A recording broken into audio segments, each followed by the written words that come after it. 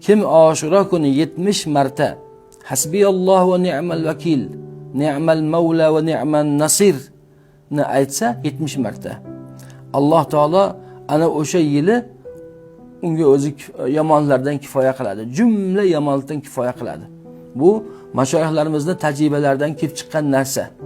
70 marotaba Hasbiyalloh va ni'mal vakil, ni'mal mavla va ni'man nasir kalimalarni, duolarni, zikrlarni aytsak, Alloh taolo yil davomida bizga kelishi mumkin bo'lgan yomonliklarga o'zi kifoya qilar ekan. Ya'ni boshimizdan yomonliklarni Alloh taolo aritadi. Bu tajriba qilinishga eng loyiq amallardan biri. Albatta bu zikrlarni, bu kalimalarni qancha aytsa odam manfaat topadi. Lekin aynan bu kunga xoslab 70 marotaba o'qib ko'ringchi, Parvardigor olamning jumla yomonlardan bizga o'zi kifoya qilishligi, ya'ni o'zi saqlashligi va'dasi albatta hammamizni xursand qiladi.